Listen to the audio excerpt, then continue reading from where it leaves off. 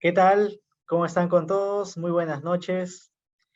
Eh, Mi nombre es Jesús Zapata, jefe del área de soluciones nutricionales. Es un placer para nosotros que ustedes puedan estar aquí en el primer webinar de este año, del 2023. Realmente es un privilegio para nosotros poder atenderlos con este webinar que trata sobre las estrategias de nutrición y manejo en recrías y engordes, ¿no? Y antes de empezar con el webinar, me gustaría presentarles nuestro portafolio. Nosotros contamos, dentro de Alicorp, contamos con insumos proteicos que ustedes ya conocen, como la torta de soya Santa Cruz, la torta de soya R-Trading, la torta de girasol fino, la torta de soya fino y la harina integral de soya fino. También contamos con insumos fibrosos como la harina residual, el afrecho de trigo y el acemite de trigo, que también ustedes lo conocen. Y contamos también con insumos energéticos, que son blends, que también estamos ya llegando a los sectores de los técnicos.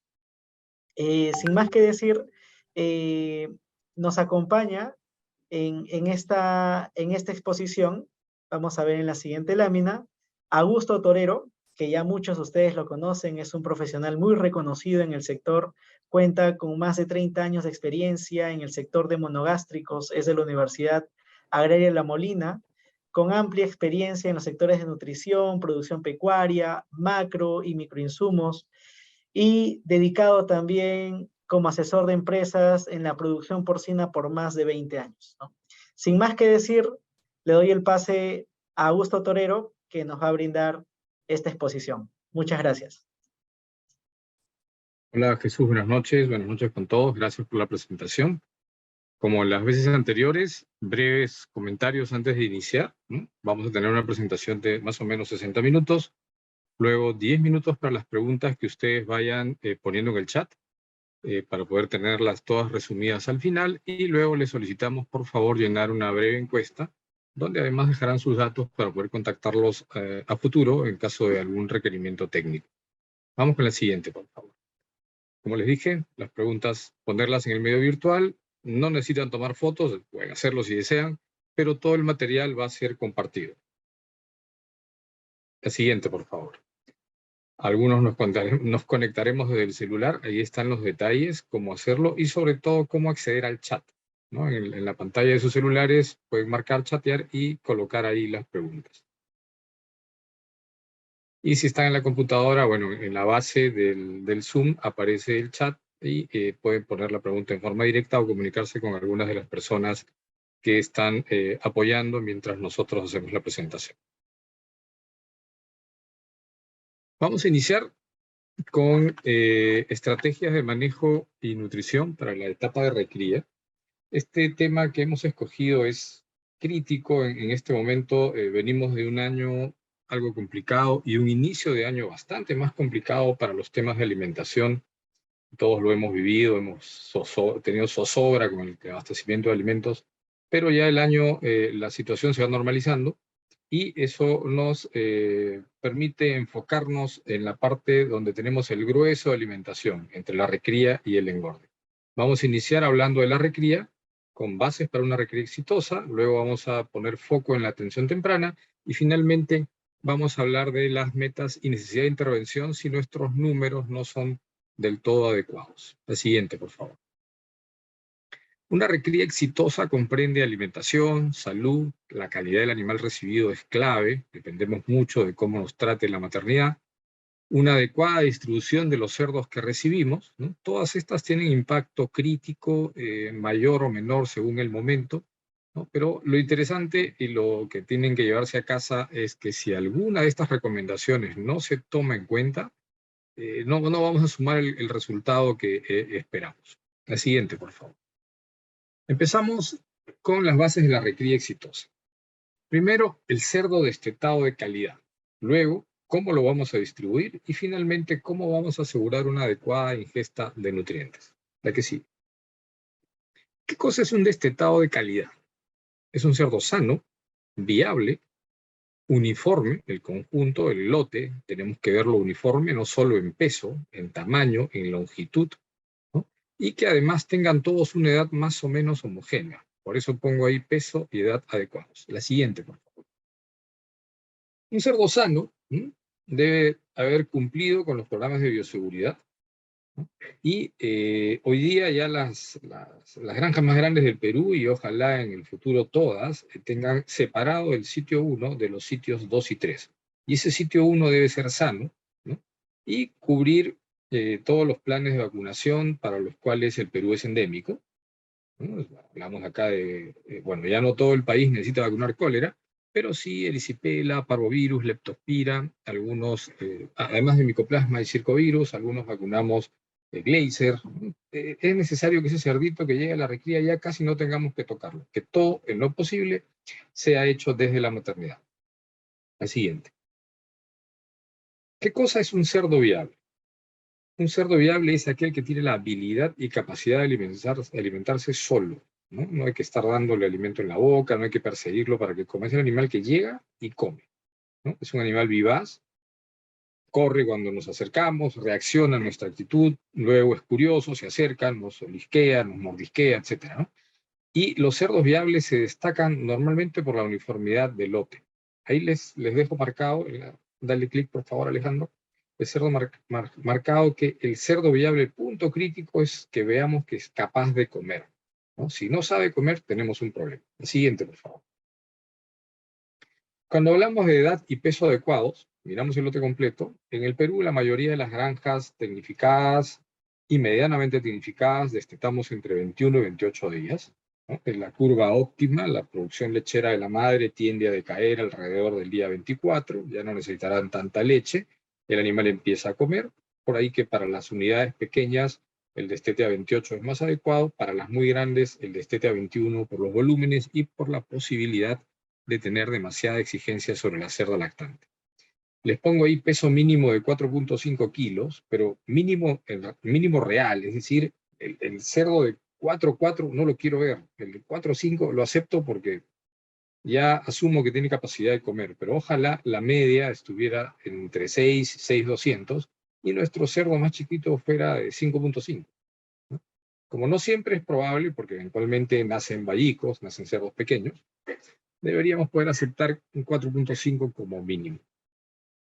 Hay que respetar la integridad del lote. ¿Qué significa esto? Debemos trabajar todo dentro, todo fuera. Todas las hembras parieron con una diferencia de 2-3 días, y al destete se va todo el lote. No dejamos cerdos pequeños para el lote siguiente porque podemos arrastrar algún problema sanitario. Tampoco adelantamos lechones de alto peso, de buen peso, del lote siguiente, porque tienen menor edad y por ende menor desarrollo intestinal. Vamos a tener un animal que no está preparado para comer.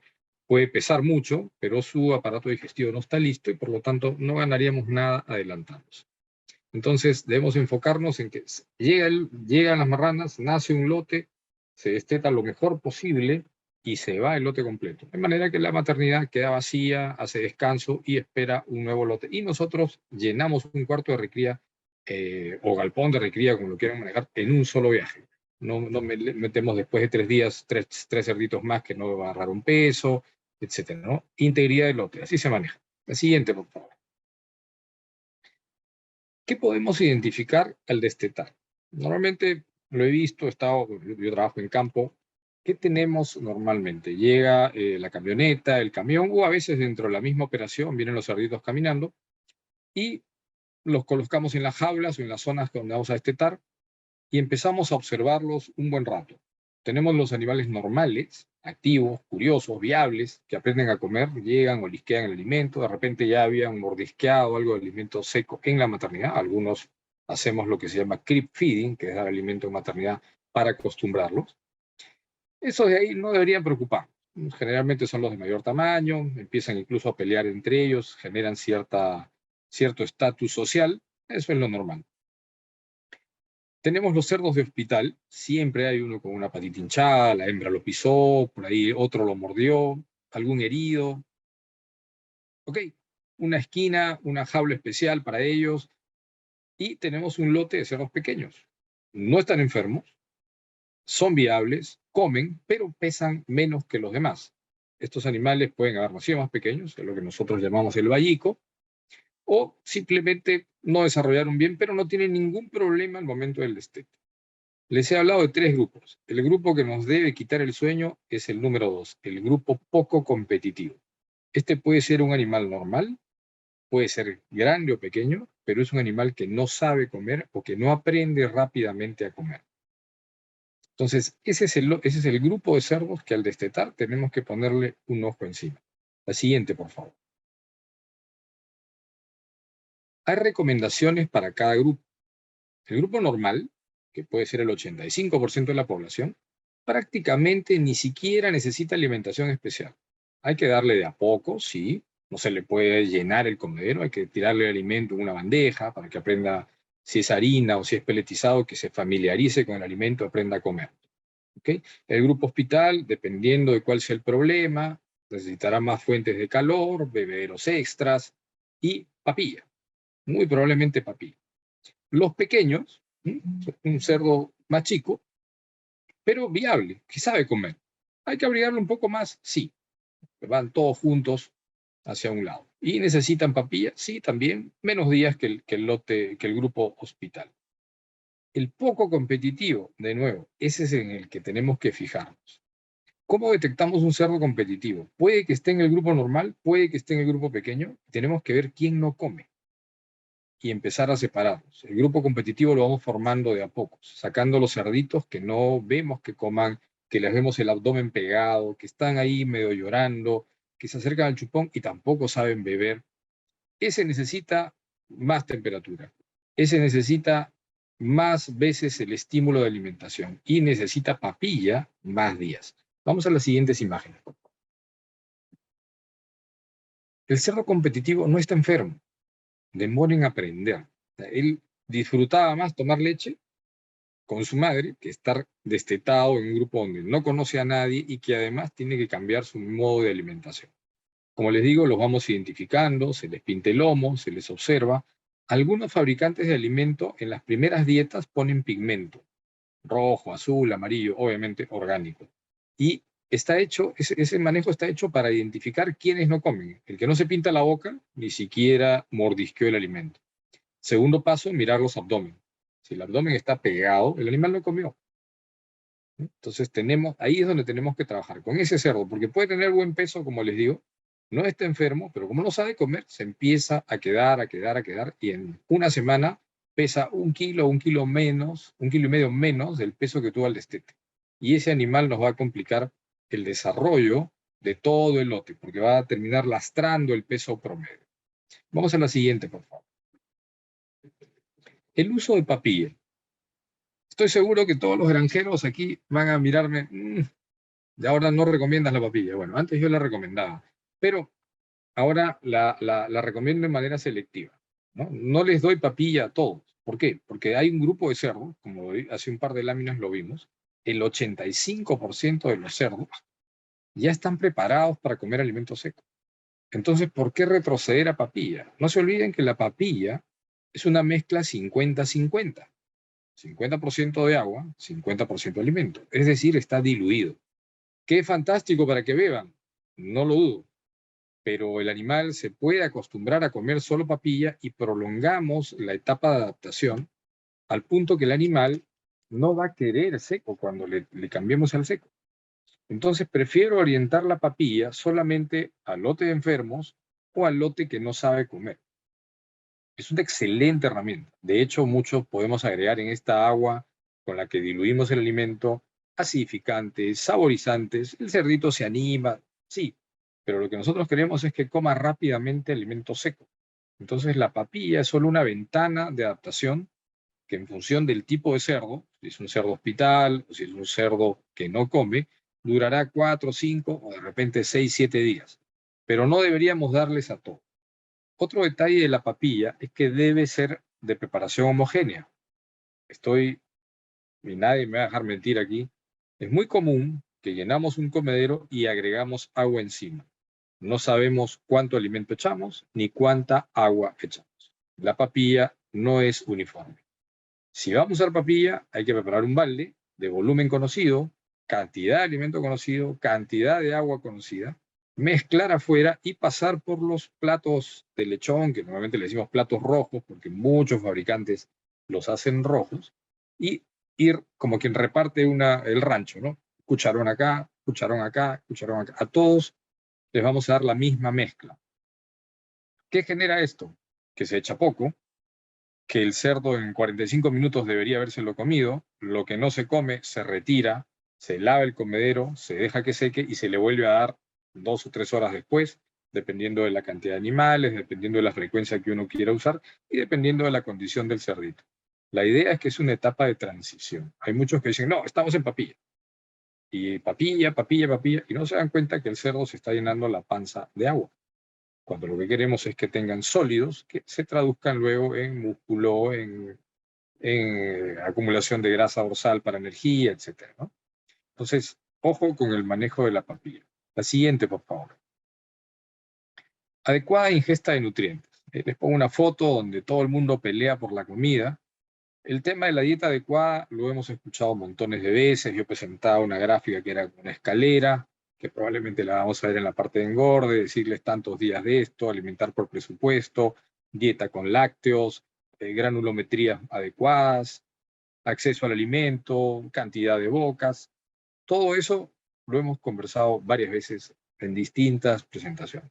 Yo aquí quiero hacer hincapié en algo que cada vez veo fallar más, el acceso al agua. Vamos a la siguiente, por favor. El agua es el nutriente esencial.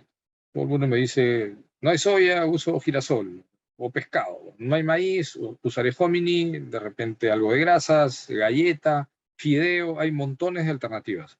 Sin agua, ninguna sirve. Si no hay agua en volumen, en temperatura, en el momento adecuado, agua de calidad, el animal no va a caminar. El agua es el mayor componente del cuerpo, entre 50 y 80% de la masa corporal. Haciendo las diferencias obvias, los humanos somos muy parecidos. Nosotros tenemos 80% de agua. Una deshidratación es mucho más crítica que una falta de alimento. Los cerdos beben 2 a 3 veces el volumen en agua de lo que consumen en alimento. Si estamos hablando de una etapa en que el cerdito, sobre todo el recién destetado, puede estar comiendo 200 gramos día, debería poder tomarse medio litro o más de agua por día. Y tenemos que estar seguros que hay esa oferta en calidad, en tiempo, en altura de chupón. No se olviden que la falta de agua deprime el crecimiento. Vamos a la siguiente, por favor. Detalles claves que uno suele observar cuando visita una granja. Evitar los chupones invertidos. Muchos los ponen así por desconocimiento o los ponen 90 grados, o perdón, verticales hacia el piso. El cerdo no va a poder tomar agua de ahí en forma adecuada. La foto más grande muestra un chupón fijo que será útil por 15 o 20 días. Porque más de eso el animal no puede ni levantar la cabeza ni agacharse. Entonces el chupón de recría y de engorde debe poder subir o bajar, ¿no? Y en algunos lugares ya los usamos colgados del techo. Entonces, estando colgados del techo, el animal ya mueve la cabeza hasta el punto donde él puede tener el chupón fijamente sujeto en la boca para tomar agua adecuadamente. Otra cosa que no solemos hacer es revisar la temperatura del agua. ¿Cuántos de nosotros estamos dispuestos a tomar con este calor un vaso de agua tibia? Y agua tibia no les hablo ni siquiera de 30 grados, ¿eh? 27 grados. Ninguno de nosotros sentiría que sacia su sed con agua de 27. Tomen la temperatura de los chupones de su granja. Muchos tenemos las tuberías expuestas y el agua puede llegar a 30 grados en el chupón. El cerdo no va a beber. La siguiente, por favor. La tabla completa. Un chupón por cada 10 a 12 cerdos. Chupones hoy día, antes eran carísimos, hoy día hay muchos ofertantes, son mucho más accesibles. Realmente poner más chupones no es un costo extra. Ese específico de la foto sube y baja, y fíjense que cada niple atiende 2 chupones. Con la presión adecuada no hay problema. El flujo en recría, medio litro minuto, 800 centímetros cúbicos minuto, eso es lo adecuado, no más, porque entonces el cerdo va, aprieta y el chorro de agua lo tira para atrás. Se pueden incluir electrolitos, sabores, todo lo que ustedes consideren que les genera mayor consumo de agua, funciona. Obviamente hay que revisar las calidades, las sales, si tiene metales diluidos, si podemos tratar el agua antes, si es que no fuera agua potable. Muchos tenemos agua potable en las granjas, ¿no? Detalles claves: el chupón al alcance del cerdo más pequeño. O sea, aparte del lote promedio, siempre habrá que poner unos chupones más bajos. Normalmente se mide la nuca del cerdo como punto de referencia. Miramos el corral y tenemos 30 cerdos del mismo tamaño, 2 chiquitos. Bueno, para esos 2 chiquitos, o ponen un ladrillo debajo del chupón para que el cerdito pueda pararse y alcanzar, o le dejan un chupón al fondo donde el cerdito pequeño pueda beber. Hoy día hay una oferta, hay un sistema que es como un tazón echado, que se llama cazoleta, que para mí es el mejor que hay en recría, porque el agua que sale del chupón no se pierde, queda en esta cazoleta y le permite acceder a cerdos marcadamente más pequeños, digamos que 5 centímetros menos de altura, al agua que se quedó acumulada en la cazoleta. Entonces, buscar las maneras de que la oferta de agua sea lo más homogénea, disponible para todos y que además no se queden los cerdos pequeños sin beber. Ojo al dato final: encontrar la fuente de agua puede tomar 35 a 36 horas, o sea, día y medio, para el 85% del grupo. No saben dónde está el agua. Ahí es donde los platos ayudan, donde las cazoletas ayudan y donde el trabajo del operario ayuda más que ninguno, porque uno aprieta el chupón y los cerdos van, corren, aprenden rápido, ¿no? El acceso al agua es vital en esta etapa. En todas, en realidad, pero en esta es crítica. La siguiente, por favor. Foco en atención temprana. Evitar retos sanitarios, evitar heridas, raspones, enfriamientos, minimizar el estrés de traslado. Lo conversaba hace un par de días con unos amigos. Había gente que destetaba, tiraban el cerdo prácticamente por encima de la baranda.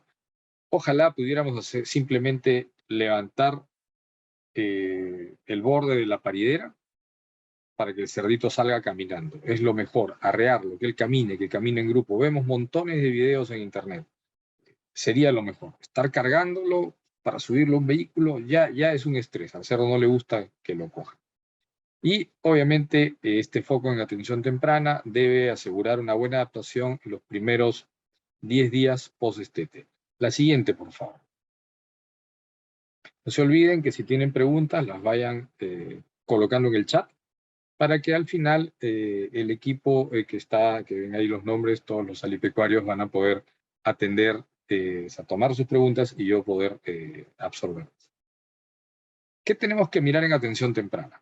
Hidratación, de la que ya hemos hablado bastante. Consumo temprano de alimento. Mientras más rápido aprende el cerdito a comer en forma independiente, mejor. Establecerles una zona de confort. Ahí las definiciones pueden ser muy amplias.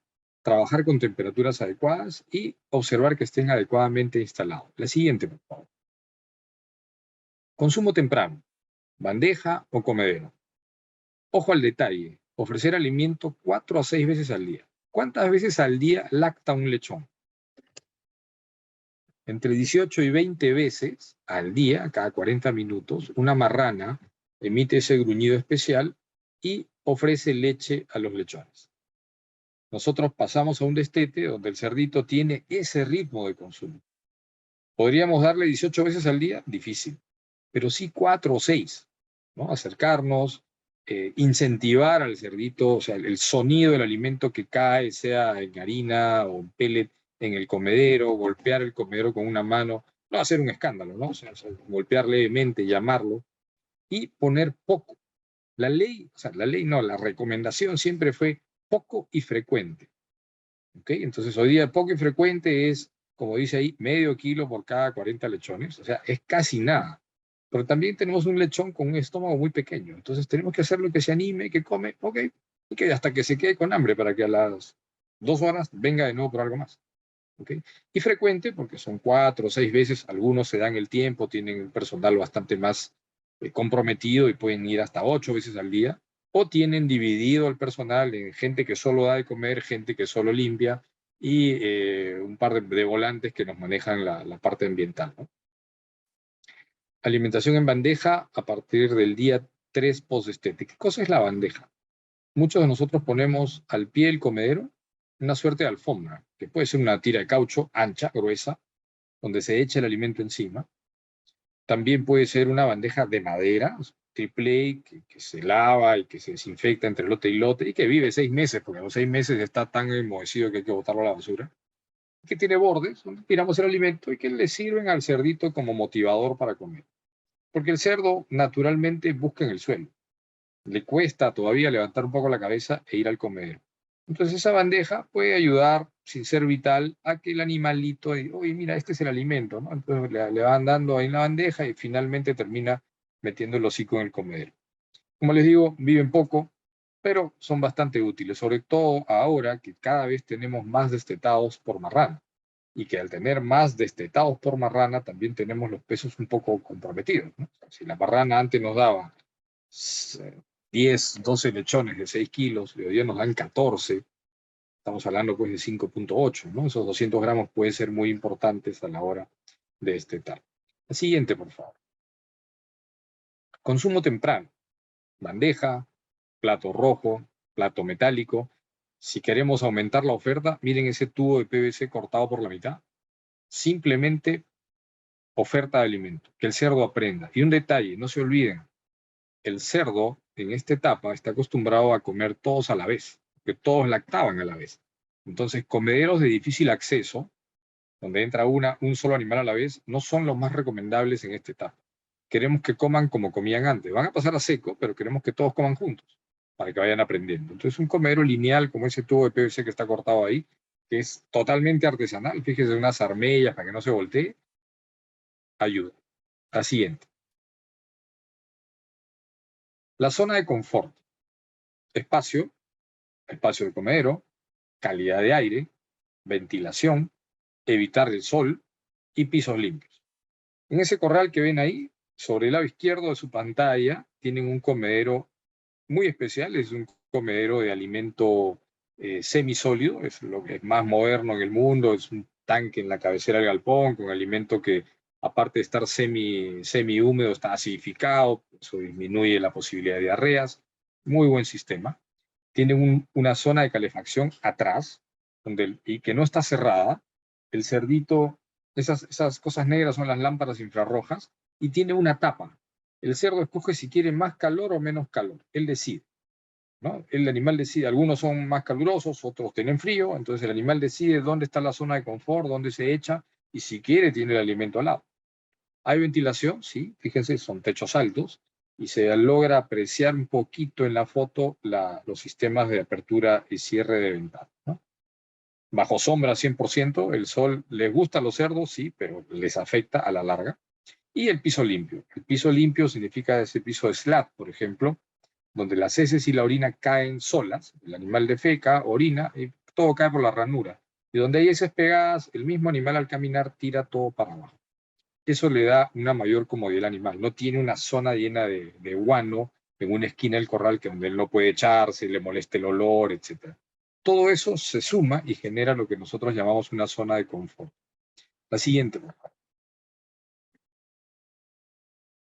La temperatura adecuada, ¿no? Cuando uno desteta el lechón, el estrés es tan fuerte que el animalito necesita volver a sentirse como si acabara de nacer. Necesita 30 grados los primeros 2 días, 3 días, ¿no? De ahí le vamos bajando un par de grados por día o semanal, perdón, para ayudarlo a acomodarse a la temperatura ambiental del lugar donde está siendo criado. Yo siempre recomiendo fuentes de calor al destete. Hay mucha gente que ya no lo hace, se ahorra el gas o prefieren calentar el ambiente de otras maneras, con un techo bajo. Pero esos techos bajos te quitan oxígeno, ya no estás en zona de confort. Otros usan unas briquetas de carbón que son interesantes para calentar el ambiente, pero que no necesariamente focalizan el calor donde el cerdo lo necesita, ¿no? Aquí tenemos un ejemplo claro, es una tabla de madera que en realidad es la bandeja de alimentación, una lámpara de infrarroja encima, que es probablemente el mejor sistema que hay para calentar, y los cerdos echados plácidamente uno al lado del otro. Esta foto la he usado muchas veces. Yo trabajo en el oriente, trabajo en la selva y uso sistemas de calefacción. Todo el mundo dice que estoy loco, pero yo entro en las noches a las recrías y veo al cerdo durmiendo muy cómodo. Cuando no pongo calefacción, el animal está inquieto, se apiñan, no duermen bien. La siguiente lámina, por favor. Aquí una recomendación, como vamos bajando las temperaturas poco a poco. A la quinta semana el cerdo ya debería estar en nuestras temperaturas ambientes, si bien nuestro verano costero ha estado un poquito por encima de eso. Pero ese debería ser un manejo regular. 3 detalles más: movimiento de aire, muy lento. Tiene que haber movimiento de aire para que ayude a ventilar, sí, pero muy, muy lento, ¿no? Si hay una corriente de aire fuerte, el cerdo tiende a tener una sensación térmica desmejorada, pierde 3, 4 grados y tiene frío. Y va a reaccionar apiñándose, dejando de comer, yéndose a una esquina, y con el tiempo vas a tener un problema sanitario, que puede ser desde una diarrea hasta un problema neumónico. La humedad relativa, ojalá pudiéramos manejarla por debajo de 70, algo bien difícil en nuestra costa y en estas condiciones más todavía. Yo estuve en Granja el martes y los niveles de humedad relativa estaban cercanos a 90. Estos días que ha estado lloviendo en la periferia de Lima, la humedad ambiental era impresionante, la relativa podía pasar el 100 muy fácilmente. Y deberíamos tratar de que esa humedad sea baja, ¿no? 60, 70 debería ser un valor manejable. La ventilación tiene que ser efectiva. ¿Qué significa eso? Que nosotros tenemos que percibir que el aire es renovado. Si entramos a un cuarto de recría y tenemos un olor ácido, calor, y vemos al cerdo incómodo, nuestra ventilación no está siendo efectiva. Necesitamos que ese aire se mueva por las partes altas del galpón y salga. Galpón con tronera, cortinas que puedan bajar unos 10, 15 centímetros cómodamente de cualquier lado es suficiente, y cuando hace calor que puedan bajar totalmente. Vamos a la siguiente, por favor. Solo para recordar cómo están sus cerdos: confortables, atentos como los del lado izquierdo, o están apiñados de frío como los del lado derecho. La siguiente. Tablas, datos. Si el peso es de 20 kilos, ustedes pueden darle un cuarto de metro cuadrado al cerdo, o sea, meter 4 animales por metro, si el piso es ranurado, slat, sea de concreto o sea de plástico. Si el piso es sólido, el área que necesitan es mayor, 0.36 metros cuadrados por animal, máximo 3 cerdos por metro. ¿Por qué ocurre eso? Porque en el piso sólido, las heces y la orina no tienen dónde ir, quedan arriba. Entonces el animal tiende a marcar una zona sucia, escoge una esquina del corral para defecar y para orinar, y esa zona no la usa para dormir ni para caminar durante el día. Entonces tienen que darle más espacio, porque él una zona la va a sacrificar para las excretas. En el SLAT eso no ocurre, entonces en menos metros pueden poner más animales. El siguiente, por favor. Metas y necesidades de intervención. Esperamos una ganancia diaria por encima de los 480, 470 gramos. Es bastante, es casi medio kilo. Si llegamos a 380, 100 gramos por debajo de lo esperado, hay que intervenir, revisar dietas, revisar oferta de alimento, revisar oferta de agua. Esperamos que el cerdo coma 650 gramos en promedio en la recría. El día que llega comerá 150 gramos, durante la primera semana llegará como mucho 250, pero de ahí, una vez que se adapta, empieza a comer, y empieza a comer con fuerza, ¿no? Hacia el final de recría podemos esperar 1 kilo diario. La media está ahí, 640, 690 los promedios, y si se cae de 640 para abajo hay que averiguar qué pasó. Puede ser sabor, eventualmente hay medicaciones que amargan el alimento, el cerdo no come. Todo eso tiene que ser revisado. Esperamos una conversión de 1.3 a 1.4. Si nos vamos hacia arriba, significa que estamos gastando alimento y no estamos teniendo los kilos de peso que esperamos. También hay que revisar qué pudiera estar pasando. Las mortalidades, yo normalmente acepto 1% en recría. En las granjas muy grandes esos valores pueden ser más altos. Pero en realidad yo asocio el nivel de mortalidad con la casuística. Si se empiezan a morir un montón de cerdos con diarrea, así no lleguen al 1%, tengo que averiguar qué pasó. En recría ustedes tienen muertes variadas, a veces son entéricas, a veces son respiratorias, a veces hay cerditos que se atoran la cabeza en la jaula, hay diversas causas. Pero si empiezo a observar que de mi 1% o de mi 1,5%, la mitad es una causa en especial común, tengo que revisar qué pasó. Todo se hace necropsia, todo se revisa, y si es necesario se hacen antibiogramas, ¿no? Los retrasados son los cerditos que no cumplen con el peso que pedimos, que no ganan peso como los demás, aún no estando enfermos. Puede pasar, hay un porcentaje de animales que no, que no son viables del todo, que comen, pero comen menos, su temperamento no les permite pelear. Esos los tratamos de separar desde que llegan, y si aún así persisten, esperamos que ese número no pase del 0,5%. Vi que había una consulta ahí, por favor, pasarla al chat para poder absorberla al final. Y si incluso quieres indicar en esta lámina o en tal punto tenía la duda, la revisamos al final. La siguiente, por favor, Alejandro. Entonces, como recomendación, ya para cerrar la primera parte de la recría, enfocarse en recibir el mejor lechón posible. En el Perú es muy rara la situación en que uno compre lechones para llevar a recría. Normalmente son de la misma operación. Entonces, pedirle a la maternidad el mejor lechón posible, homogéneo en peso, sano, viable, etcétera, que hemos pedido al principio, para que exprese su potencial en recría. La atención temprana es clave, los primeros 10 días son claves, el cerdo tiene que aprender a comer, tiene que aprender a beber, tenemos que identificar al que no come, generarles la zona de confort, y una vez que vemos que todos comen, ya empezamos a manejarlos nosotros, le movemos un poquito, o sea, bajamos un poco la temperatura, o perdón, sí, bajamos de 30 a 28, 26, tratamos de que rápidamente se acostumbre al medio donde va finalmente a ser engordado, ¿ok? Y punto clave, conversar con la gente, entrenarlos constantemente. Todo lo que decimos acá es fantástico. Si el personal no está de acuerdo, lo duda, no lo hace porque no quiere, porque no sabe, perdimos tiempo, hora y media, si el personal no está muy bien enterado. ¿Qué hacemos en la mayoría de granjas grandes? En las pequeñas, como uno trata con uno, con dos, el administrador o el dueño va y conversa directamente con la gente. Pero en las empresas muy grandes, buscamos un servicio externo de asesoría que nos dé cada 90 días tips nuevos, cosas nuevas, muchas veces virtuales, porque hoy día ya no se visitan granjas por tema sanitario, y ahí les vamos dando ideas, actualizando los conceptos, revisando qué dudas puede haber, escuchando al personal, porque muchas veces el personal nos dice: lo que usted dijo, lo intentamos y no funcionó, necesitamos refrescar la idea o cambiar el concepto. La siguiente, por favor. Ahora, la parte donde tenemos toda la plata, el engorde. La recría es muy dependiente de nosotros, es una etapa de alimentos caros, pero de bajos consumos, hay mucho dinero involucrado, pero en la etapa final es donde metemos en promedio 200 kilos de alimento por animal. Es el 80% del costo de alimento y el 90% del costo de producir un cerdo para matadero está aquí, en el engorde. Vamos a ver las estrategias claves para esta etapa. La siguiente. Vamos a ver principios de manejo, vamos a fijar metas y vamos a dar algunas recomendaciones. ¿A qué sigue?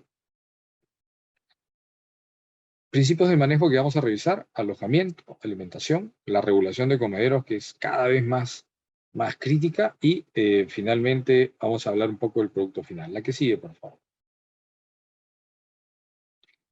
El alojamiento. Tamaño de grupo, ambiente, sexos separados, crianza, sexos separados de todas maneras. Hoy día no solo tenemos hembras machos, por ahí tenemos castrados, entonces son 3 grupos distintos, distinta alimentación, distinta conversión, distinto manejo. La oferta de agua nuevamente se vuelve un tema crítico, y la posibilidad de que nuestra instalación y nuestro manejo nos permitan darle al animal una atención adecuada.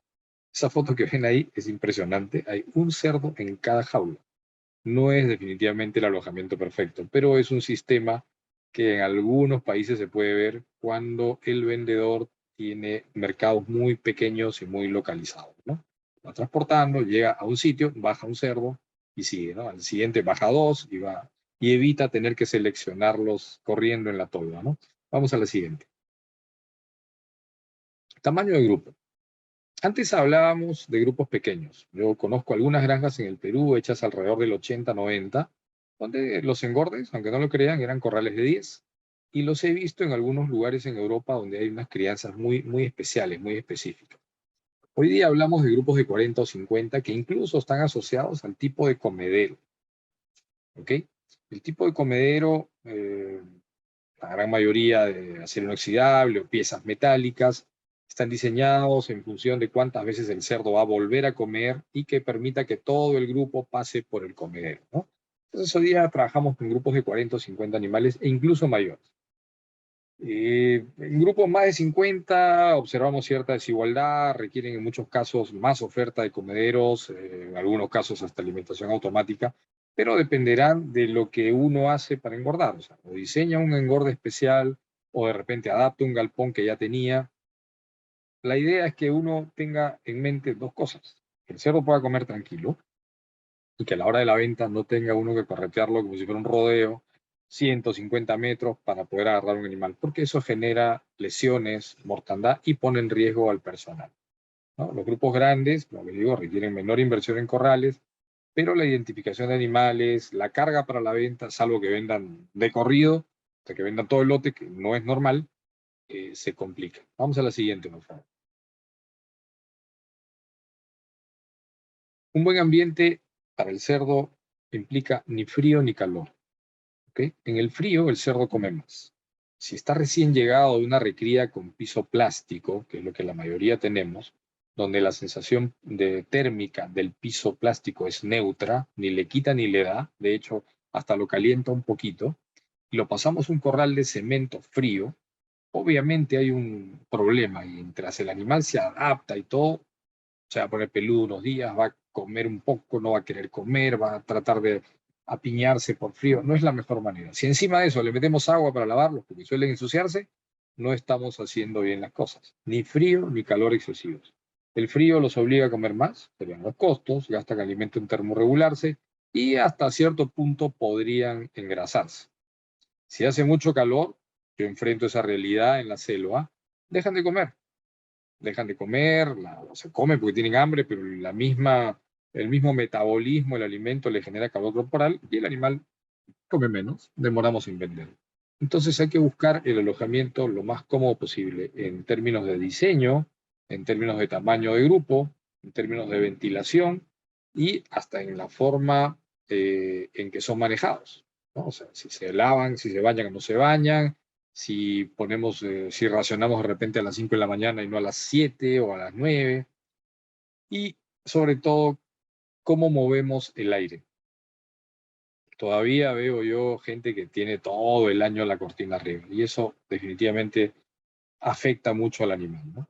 En galpones con ventilación natural hay que pensar mucho en el ancho del galpón. Los galpones muy anchos son difíciles de ventilar. Cada vez hacemos los techos más altos. Gente que piensa que es una locura, pero 4 metros al alero, 5 y algo a la cumbrera, no saben la ventaja que es para el animal. Hay mucho aire que se mueve encima de ellos y la posibilidad de ventilación es realmente importante. La siguiente, por favor. Oferta de agua. Nuevamente, un chupón por cada 10 a 12 animales. Aquí el flujo aumenta de 1.5 a 2 litros por minuto. Consideren que estos animales deberían estar consumiendo de 8 a 10 litros diarios, ¿no? Y siempre colocar el chupón o algún chupón al alcance de los cerdos más pequeños. Esa foto que ven ahí, ese chupón está colgado. Entonces el animal lo persigue con la cabeza hasta donde él finalmente logra morderlo. Es una de las mejores maneras para darles agua, porque solamente van a poder beber con el chupón bien sujetado. No van a poder jugar con el chupón, que muchos cerdos lo hacen, van, aprietan el chupón con la nariz y se bañan. Es agua perdida y los volúmenes de agua al final significan volúmenes de desagüe, complican el manejo. Entonces hay que pensar, algunos los tienen colgados con cadenas, ese ahí está protegido con un plástico, pero es colgante. La siguiente, por favor. Atención adecuada. Un operario por 1000 animales. Eso es lo que yo considero atención adecuada. El operario debe poder contar, repartir alimentos si es que reparte manualmente para 1000, y para 1000 es una tremenda labor, porque 1000 cerdos, asumiendo que sean todos de la misma edad, en algún momento nuestro operario reparte 3 toneladas diarias, que tendrá que arrastrar un carrito que normalmente pesa 150, 200 kilos, más o menos 20 veces al día. No es una labor fácil. ¿no? Hay que pensar que si queremos conservar al operario o cansarlo, ¿no? Pero 1000 cerdos es lo que uno puede ver al día. Y 1000 cerdos es un galpón de 13 metros de ancho por unos 80 o 90 metros. Es manejable. Más de eso, 1200 de repente es un tope, 1500 ya no, el hombre no lo va a poder atender, se va a cansar, nos va a dejar. Y un operario entrenado. Debe poder rápidamente entrar en la mañana, lo único que hace, lo primero que hace, perdón, es entra, cuenta, ve que todos se muevan, los golpea las puertas para ver que no haya ninguno muerto en la noche y identifica a los animales. Por ahí veo que hay un par de preguntas más en el chat, no se olviden, al final las vamos a revisar todas. Si quieren ir agregándolas, vayan más, ya el equipo de Alipecuarios está tomando nota y las van preparando para revisarlas al final. Vamos a la siguiente. ¿Cuánto tiempo debemos dedicarle a un animal? 2 segundos. En 2 segundos lo miran de hocico a cola. Fíjense ahí tienen 2 cerdos marcadamente distintos que están en el mismo corral. Primero, ver si hay peludos. Cerdo peludo siempre es indicativo de que algo pasó. No comió bien, tuvo frío, faltó algo en el alimento. Si es que hay un montón de peludos, algo más está pasando. Mirar el abdomen, igual que en la recría. Mirar el abdomen lleno o vacío. Aquí no es como la recría que uno lo carga de las patas y le aprieta el abdomen y dice, oye, sí, este no comió nada. Acá tiene que mirarlo. Si tienen pegado el abdomen, significa que no comieron. Y eso sí es crítico en esta etapa. Cabezas gachas, el cerdo cuando se enferma baja la cabeza, las orejas, rehuye, mira de otra manera. El cerdo viable, el activo, lo mira uno, le hace ruido, corretea. Es clarísima la diferencia. Ver si hay somnolientos o inactivos, arrinconados en un lado del corral, pegados, no quieren que los vean, uno se acerca y el cerdo huye. Hay que rápidamente identificar a los animales y poder sacarlos del corral o identificarlos y tratarlos, ¿no? Según lo que sea necesario. Por eso lo hacen en 2 segundos por animal. Entonces, cada corral les toma 1 minuto. Si el corral tiene 40 animales, 80 segundos, minuto y medio cada corral. Y son 20 corrales. Entonces, en 30 minutos, asumiendo que son 1000 cerdos, en 30 minutos ya tienen una visión y dicen, ¿sabes qué? Tengo 5 cerdos por tratar hoy, o ya tengo tratados de ayer marcados y pintados y estoy regresando al tratamiento. Pero es muy rápido, muy rápido. Yo visito planteles en promedio de 500 hembras, tenemos 5000 cerdos para ver en un día, y todo el mundo me pregunta, ¿cómo haces para ver tanto? Que yo le doy 2 segundos acá. Así, tiene que ser muy rápido, no me ponga a mirar, mira qué bonito color, la patita, ese no llega al chupón, no, de frente, 2 segundos, veo que todo se mueva, rasqueteo la puerta un poco, y si el animal está activo, paso al siguiente corte. No nos detengamos mucho ahí, pero tampoco dejemos de hacer una observación detallada. La siguiente, por favor.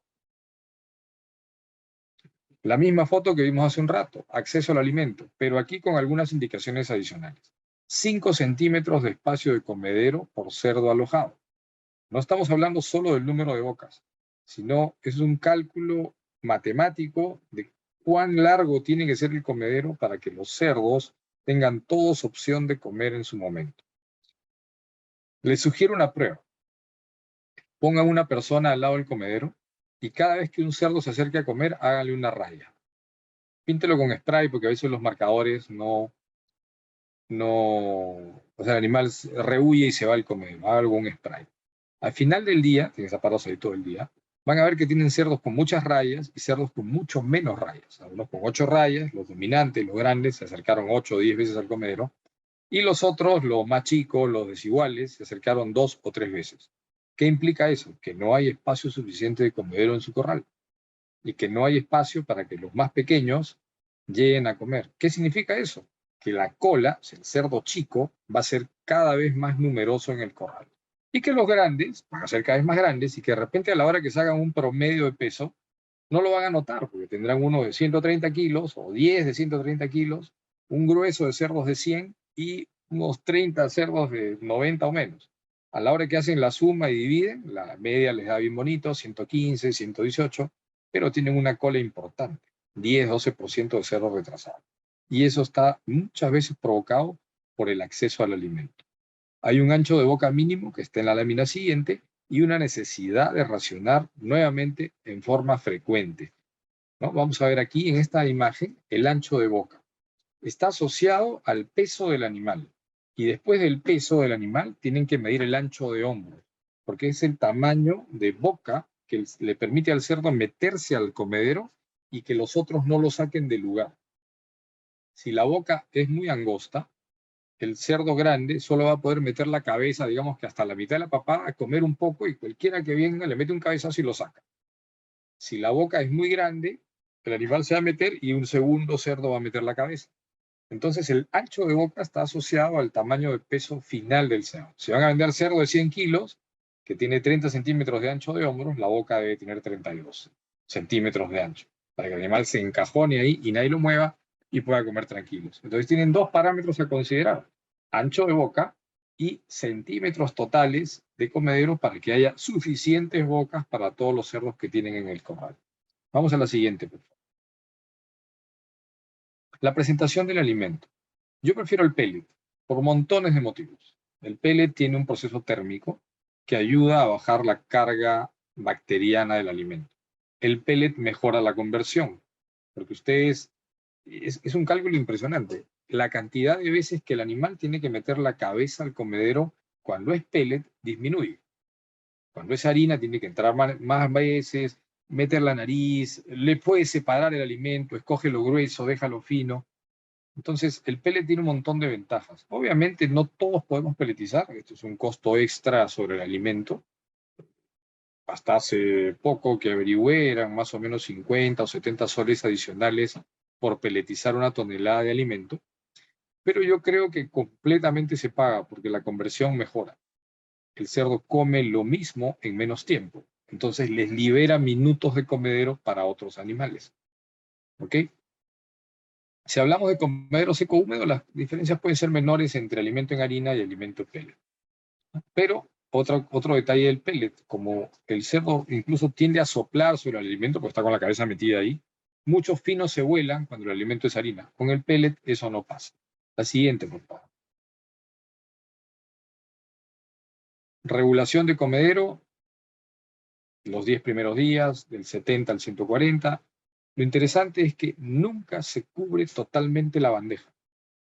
Fíjense, el fondo del plato tiene parcialmente cubierto de alimento, nunca al 100%. Lo típico es que nosotros vemos el comedero rebosando de alimento, porque el operario quiere ir la menor cantidad de veces posible a repartir, cuando lo que tiene que hacer es repartir varias veces. Me pasa cada rato. Yo visito, normalmente uno llega al engorde al final del día, ¿no? Después del almuerzo, 2, 3 de la tarde, y se queda ahí hasta el cierre del día. Y a las 5, como el hombre se quiere ir, le mete 3 sacos extras al comedero y tiende a atorarlo. Ese alimento lo van a perder, porque el alimento va a caer en función de que el cerdo coma, pero hay tanto peso que las bocas de abajo se van a llenar. El cerdo, el primero viene, come y obviamente babea. El segundo, medio come, lo que estaba babeado ya no lo quiere. El tercero, de repente ya ni mete la nariz. Y se queda un montón de alimento que termina fermentándose en el fondo del comedero que nadie se va a comer. Entonces, la regulación debe permitir que se vea un 50, un 40% del fondo del alimento, del fondo del comedero como disponible, que el animal sienta que va a faltar y que se obligue a mover las balancitas, las pesas que les ponen en los comederos para que el alimento caiga y siempre esté fresco. Si se queda ahí arrumado y apiñado, lo van a perder. La siguiente, por favor. Tengan en cuenta esto. Cada vez que el cerdo va a comer, algo va a derramar.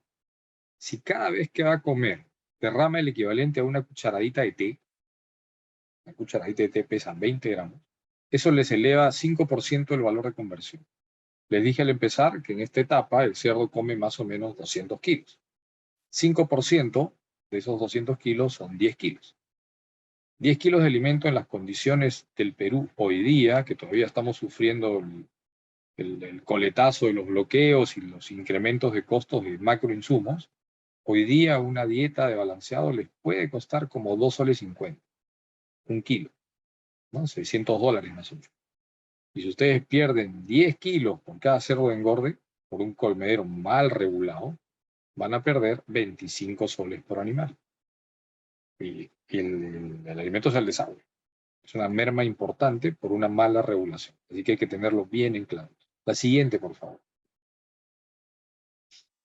Producto final. Como les dije, había 3 tipos de animales y el más complicado de vender, a pesar de que la legislación lo permite, es el famoso macho entero, ¿no? Acá son muy exigentes en calidad de carcasa, algo que no siempre el productor maneja bien. Tampoco nos pagan extra por la carcasa más magra. Hemos mal acostumbrado al comercializador, nos pide figuritas, ¿no? Todos deben escuchar, no, quiero figuritas, yo solo compro figuritas. Bueno, págame pues 20% adicional por la figurita, por lo que me cuesta tener un cerdo extremadamente musculoso, los riesgos que significa, que es un poco más lento, nadie te paga más, pero te lo pide. Entonces, pensemos en aditivos que nos ayudan a obtener un cerdo de mejor conformación y que si el comprador hace una evaluación consciente, también implica un mejor rendimiento. Productos como la lactopamina lo que hacen es, todo el mundo dice que hace que el cerdo sea más magro, pero no es tal la respuesta. Lo que hace es desviar nutrientes para que el cerdo forme más músculo y menos grasa. ¿Okay? Entonces, usar la lactopamina en el momento adecuado y en la cantidad adecuada. La inmunocastración es una práctica con algo de costo, pero interesante porque nos permite irnos a 130 kilos sin problemas de dolor sexual en el macho. Los machos hoy día son cada vez más precoces y por lo tanto podríamos tener problemas de dolor sexual en las carcasas. Algunos insumos favorecen esa presentación. Harinas de pescado en las etapas finales, por ejemplo, no se recomiendan. Pero todo lo que hagan siempre tiene que ser medido en términos de que sea costo efectivo. Poner 20% más de ractopamina, no sé, o sea, si les va a dar un cerdo espectacular de conformación y les van a pagar ese costo adicional, háganlo. Pero si no tiene costo efectivo, si no genera retorno, yo no lo probaría. Y hay un montón de ofertas hoy día para mejorar la calidad de este producto final. La siguiente, por favor. Si van a vender a cortes, a carnicero o a embutidores, eso les genera les abre 2 o 3 rutas de mercado. El cerdo para corte, el cerdo, lo que en Arequipa dicen el cerdo de mesa, el cerdo que llega al público en forma directa, es un cerdo no muy grande, 65, 75 kilos de carcasa. Ahí me he equivocado al escribir. Eso es un animal de 100, 105, 110 como mucho de peso vivo. ¿Okay? Y le van a pedir que sea magro, que sea macho hembra. Y son los animales que fijan el mejor precio en el mercado. Las plantas de embutidos piden un cerdo más grande. Entonces uno tiene que empezar a mirar sus resultados.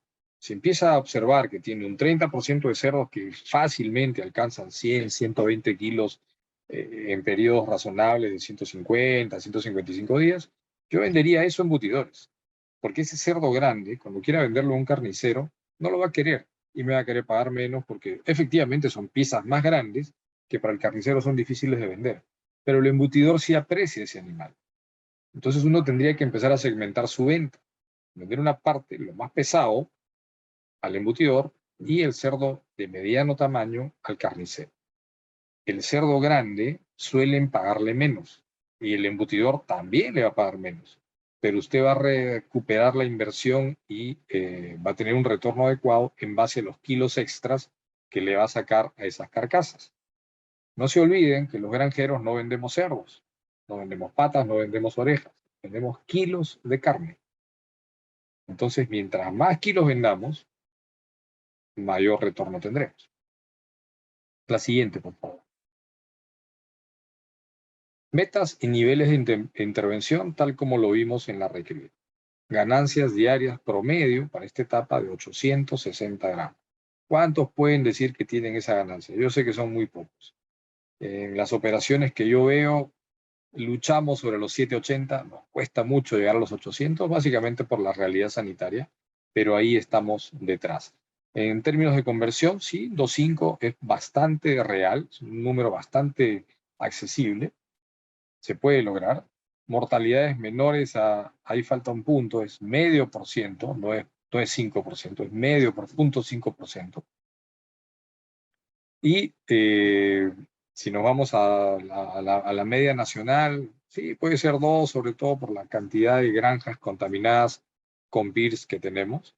Y nos cuesta mucho, perdemos muchos animales al final. Niveles de intervención por encima de 0,6,5%, yo ya estaría desesperado. Por encima de 2 ya pondría el grito en el cielo porque la cantidad de animales que uno pierde en engorde son cerdos que están muy probablemente listos para vender, ¿no? Entonces hay que chequear ahí esos valores. Retrasados, menos de 1 sería adecuado.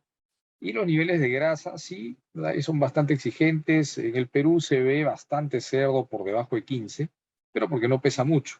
Todavía el peso promedio de beneficio en el Perú no pasa los 100 kilos vivo, entonces no vamos a ver esos niveles de grasa así nomás, ¿no? La siguiente, por favor. No se olviden que el engorde tiene características únicas, ¿no? Se los dije al empezar, el grueso del alimento está aquí, y aquí sí dependen completamente de nosotros. Si nuestros buenos o malos manejos harán que el cerdo coma, nuestro buen o mal alimento hará que el cerdo coma y gane peso más rápido, ¿no? Si nos llega un buen cerdo de recría en el engorde, vuela, ¿no? Y acá nosotros podemos definir el producto final con ractopamina, con una serie de aditivos que mejoran la calidad de carne. Ya empieza a haber hoy día compradores que miran calidad de carne, retención de agua, si la carcasa gotea, y otra serie de manejos que están asociados al embarque también influyen sobre la calidad del producto que nosotros enviamos a matadero. La siguiente, por favor.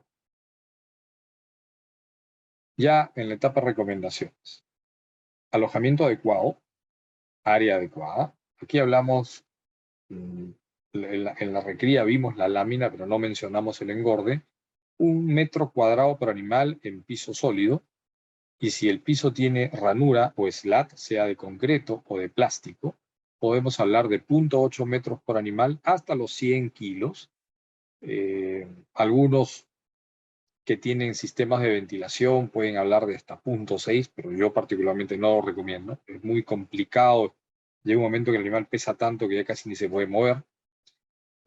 Hablamos mucho del espacio de comederos y de la oferta de alimento, cómo regulamos ese comedero. Crianza en sexo separado, porque la capacidad de acumulación de tejido magro, músculo, carne, que es lo que queremos vender, es distinta si es macho entero, si es hembra o si es castrado.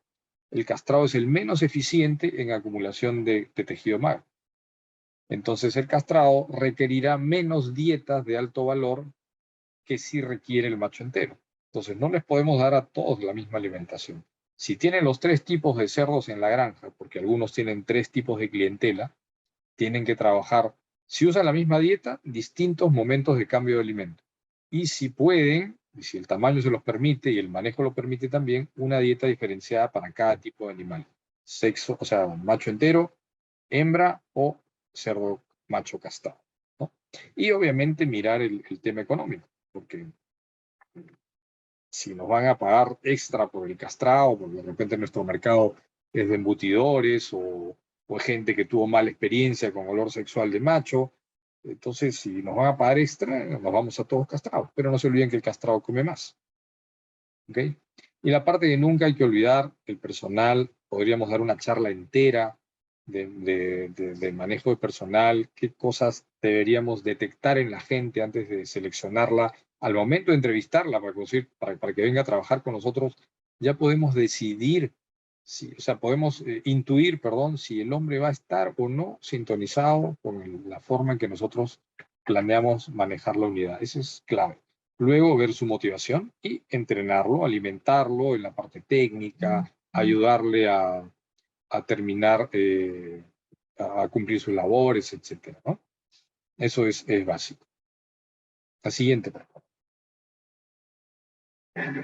Bien, esa era la última. Ahora sí, por favor, el equipo, el panel, tenemos 10 minutos para preguntas. Estoy a su disposición. ¿Qué tal? Buenas noches con todos. Muchas gracias, ingeniero Augusto, por la ponencia. Tenemos ahí un grupo grande de preguntas. Yo voy a tratar de abarcar la mayor cantidad de ellas y aquellas que no puedan ser respondidas, las estaremos respondiendo personalmente al correo. Los estaremos contactando para resolver dichas preguntas. Aquí la primera pregunta que tenemos es: ¿Desde qué momento usted recomienda suministrar alimento balanceado a los lechones? ¿Y cuál sería la recomendación de programa de alimentación en preinicios que usted recomienda? Ok, yo sugiero dar alimento, el fase 1 o preinicial, como quieran llamarlo, desde el día 14. Antes de eso, prefiero que el lechón se llene el estómago de leche, porque uno le pone el alimento e inevitablemente el animal mordisquea y algo se llena y deja de tomar leche. Entonces no quiero que sea muy temprano. Vamos hasta el día 14, que el lechoncito ya debería haber pasado los 4 kilos y empezar a tener algo de alimento. Y el plan de alimentación puede obedecer a dos cosas. Uno, si quieren seguir al pie de la letra las recomendaciones del proveedor de genética, normalmente les dan 4 fases de alimento distintos en recría, o si se quieren guiar por las fases de alimentación que recomienda quien les vende el alimento. En ambos casos se trabaja por presupuesto, no por días, no porque hoy vamos viendo cómo va el cerdo, no. Ambas recomendaciones tienen un parámetro de X kilos de alimento y de ahí cambiamos al siguiente tipo de alimento, ¿no?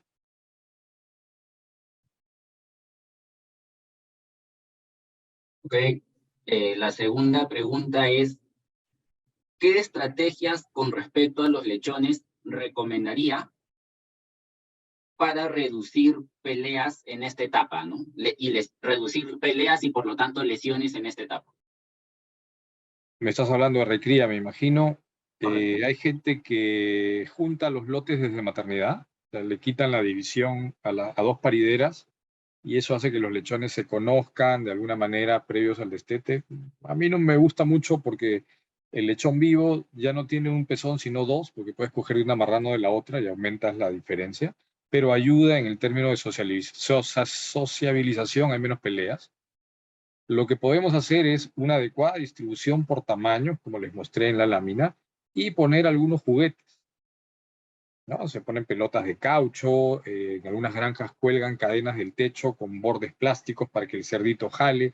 La idea es evitar, o sea, ayudarlos a distraerse. Pelea siempre va a haber. El cerdo es un animal muy social y por ahí revisé alguna vez una literatura de que el cerdo puede recordar hasta 10 caras. A la 11 se pelea, ¿no? Entonces, mientras más grande nuestro grupo, mayor posibilidad de peleas, mayor posibilidad de estratos sociales. Si nosotros ofrecemos agua, alimento y zona de confort suficientes, esos grupos se van a ir moviendo. Unos comen, otros beben, otros descansan. Y las peleas deberían ser menores. Esas, algunas de las ideas en este momento, ¿no? Ok, muchas gracias. Y aquí Fresia nos está haciendo una pregunta. ¿Cada qué tiempo recomienda realizar desinfecciones a los grupos o a las distintas áreas de crianza y qué periodicidad es la que recomendaría y los tiempos de descanso? Primero, entre lote y lote tiene que haber vacío total, limpieza total, desinfección y descanso. Y la desinfección tiene que ser hecha sobre seco, no sobre mojado. Y ojalá pudiéramos tener mínimo 4 días de vacío entre lote y lote. Si lo que quieres es desinfectar con animales presentes, que mucha gente lo hace, sobre todo nuevamente por el tema de PIRS, algunos bajan la carga viral, pasan con su viricida, algunos permitidos a aplicar sobre animal, eso se puede hacer 1 o 2 veces por semana. Pero hay que, como siempre, ver si funciona o no funciona, o si simplemente estamos gastando producto, ¿no? Entre lote y lote, como te vuelvo a decir, limpieza profunda, cero materia orgánica residual, secado y desinfección sobre seco, 4 días de descanso. Eso es lo que deberíamos tratar de hacer en todos los sectores de la granja. ¿Recomienda en ese escenario algún tipo de molécula especial en temas de desinfectantes? Hay muchas opciones. Uno tiene que pensar en el tipo de agua que tiene, porque el agua que usa para diluir el desinfectante o el detergente o lo que quiera aplicar puede favorecer o puede bloquear el producto que va a usar, ¿no? O sea, usamos detergentes ácidos, detergente alcalino. Eso tiene que verlo cada ubicación. Ok. La siguiente pregunta acá de nuestro amigo Winston. ¿A partir de qué peso vivo usted recomendaría el uso de una ractopamina si es que el mercado la paga cierta conformación cárnica del cerdo, ¿no? Mira, la ractopamina es una sustancia que está normalmente dentro del animal, pero lo que nosotros hacemos al ponerla en la dieta es elevar su presencia en 10 o 20 veces el contenido natural para maximizar la formación de músculo. El fabricante original la recomendaba por encima de los 90 kilos, porque es una etapa donde el cerdo podría acumular un poquito más de grasa, entonces desviamos los principios nutritivos y formamos más magro. En nuestro mercado se usa desde muy temprano, pero yo no creo que debamos usar más allá de 28 días, entre los 70 y 90 o entre los 80 y 100 kilos de peso vivo, o 110 si van a vender, ¿no? Hoy día el precio de la ractopamina ha bajado tanto que realmente es costo efectiva a pesar de que no la usamos en la mejor etapa, que es 120 kilos, ¿no? Cerdo grande. Cada caso tendría que ser revisado también porque algunos agregan la ractopamina reformulando y otros no. Ok, acá tenemos una siguiente pregunta de Miguel Palomino. ¿En base a qué requerimientos se podría formular para una genética de F2 por PIC? ¿Hay alguna literatura donde pueda encontrar dicha información o cuál sería la recomendación? En ese caso, el que manda es el macho, ¿no? La F2 la tienes que manejar lo mejor posible para que te dé lechones homogéneos. No sé si sea prolífica, hiperprolífica, evitar los sobrepesos en la F2, pero el que manda para el producto final es el macho. Entonces yo formularía con las mismas recomendaciones del macho PIC para el producto final. Ok, buena recomendación. Aquí tenemos una pregunta de un criador de 200 madres, en donde hace una observación y pide una recomendación en el sentido de que ha migrado por el tema de altos costos del alimento balanceado a alimentar con residuos orgánicos de restaurantes. La consulta que él hace es si es que conoce alguna estrategia o si tiene alguna experiencia en el uso de estos residuos orgánicos de restaurantes para no impactar tanto en las ganancias de peso. Bueno, es un detalle bastante complicado. Hace unos 25 años, cuando yo estaba involucrado en el mercado de genética, hicimos una evaluación bastante delicada. Fuimos a los parques porcinos a evaluar cuánto les costaba en la vida real el alimento. Y nos dimos con la sorpresa que entre lo que se pagaba por el residuo, el verdadero valor como alimento de lo que compraban como residuo versus los resultados, siempre perdían dinero. Siempre les era más razonable comprar alimento balanceado. Yo sé que la situación hoy día ha estado muy crítica, que hemos visto precios de insumos, efecto de la escasez y de la especulación impresionante. O sea, ver gente pagando $1,000 por una tonelada de soya era realmente surrealista. Pero yo definitivamente no considero una medida razonable volver a los alimentos residuales.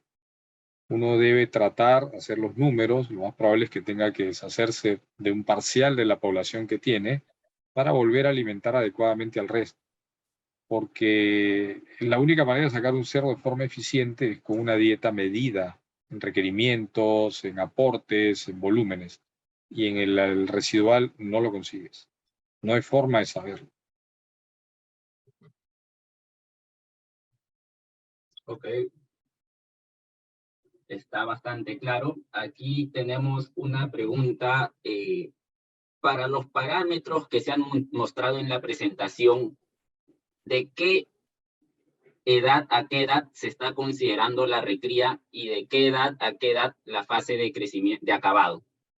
Estoy considerando un destete, una media en 24 días, entre 21 y 28, una bajada de recría entre 65 y 70, y una edad de venta de 150 días. O sea, un engorde de 70 a 150, 160 por ahí para los pesos grandes, ¿no? Ok. Y alineada a esta pregunta, de acuerdo a estas fases mencionadas, ¿usted recomienda algún nivel de energía metabolizable o digestible óptima? Porque esta consulta, bueno, quien está haciendo la pregunta dice que está usando como guía las recomendaciones de requerimientos energéticos de las tablas brasileñas de Rostaño, ¿no? No sé si usted está de acuerdo con eso, cuál es la recomendación en ese escenario. Mira, yo diría que hoy día un 70% de los cerdos que hay en nuestro mercado son PIC. Y creo que estoy bastante cercano en el dato. PIC te habla de 3.300 kilocalorías. Rostaño formula niveles más altos, ¿no? Entonces, cualquiera de las dos opciones es viable. Lo que tienes que ver es qué está haciendo el cerdo, ¿no? O sea, si el cerdo está comiendo el nivel que le das, haces una prueba con 3.300, si mantiene el consumo, pero come una dieta de menor energía, va a crecer más lento. El cerdo es una máquina de transformación y eso es lo que uno tiene que tener en mente.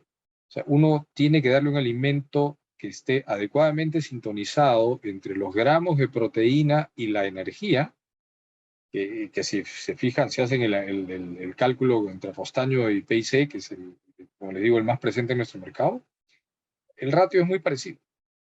Eso es lo que hay que mantener, o sea, porque yo podría formular un valor intermedio entre Rostaño y PIC, pero mientras mantenga el ratio de lisina-energía. Si no, no funciona. Come más, come menos, no alcanza el peso o se engrasa. Eso es lo que hay que tener en cuenta. De acuerdo, de acuerdo. Voy a hacer una última pregunta. Van a quedar varias preguntas pendientes, pero lastimosamente el tiempo nos está ganando. Así que, como mencioné al inicio, el resto de preguntas los vamos a contactar al email o al teléfono que han puesto al momento de inscribirse para dar respuesta con ellas. La última pregunta es, debido al desabastecimiento general de materia prima que hemos estado atravesando en los últimos meses, en muchas fórmulas nos hemos visto obligados a usar niveles de aminoácido sintético, en este caso específico es de lisina, por arriba de 6 kilos por tonelada. En la práctica, ¿usted cree que es recomendable usar niveles de lisina por encima de 0.6%? ¿El animal lo aprovecha o simplemente se ha estado haciendo un gasto por llegar al requerimiento nada más y nada más? Mira, yo no soy investigador en nutrición, pero si te fijas al detalle en las tablas de PIC, y muy probablemente en las de Rostaño también, ahí no he visto la data, pero en las de PIC, que son las que más uso, sí está. Ellos te dicen hasta cuánto de aminoácido sintético puedes agregar. Y prácticamente te lo digo de memoria. O sea, un tercio del total de lisina de la dieta de crecimiento 1 puede ser sintética. La dieta de crecimiento 1 tiene 1.1% de lisina. De eso, 0.35 puede venir de un aminoácido sintético. En la segunda dieta pasa a 0.4, luego 0.45 y al final pasa a 0.50. ¿Ok? No te estoy diciendo que solo puedas poner 6 kilos, sino que del total de lisina que tiene tu dieta, esa es la proporción de sintético que puedes poner. No sé qué otros componentes tenías. Si tenías harina de pescado, muy probablemente con la suma de los dos alcanzar los niveles de lisina. Si era torta de soya, de repente te iba a faltar algo. Si era girasol, aún era menor. Entonces, ese es el ratio. ¿Hasta cuánto del total de lisina puedes poner de fuente sintética? Porque existe la diferencia de velocidad de absorción.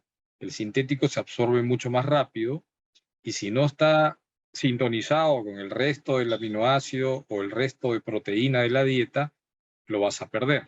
Es probable que a 6 kilos, si las otras fuentes no eran muy buenas, sí te hayas pasado el ratio y sí hayas gastado en exceso. Ok, ingeniero Augusto, muchas gracias por por la ponencia, por sus respuestas. Igualmente agradecer de mi parte a los asistentes. Yo le doy nuevamente el pase a Jesús para que cierre la sesión. Muchas gracias. Gracias, Iván. Gracias, Jesús. Muchas Gracias a todos. gracias, Iván. Muchas gracias, doctor Augusto Torero. Excelente presentación. Y gracias también a todos los participantes. Se le está compartiendo un enlace para que puedan responder una encuesta que es de 5 minutos. Son 5 preguntas. Lo van a hacer así bien rápido, que nos va a ayudar mucho a mejorar. Y nada, que tengan una linda noche. Muchas gracias por su participación. Buenas noches con todos.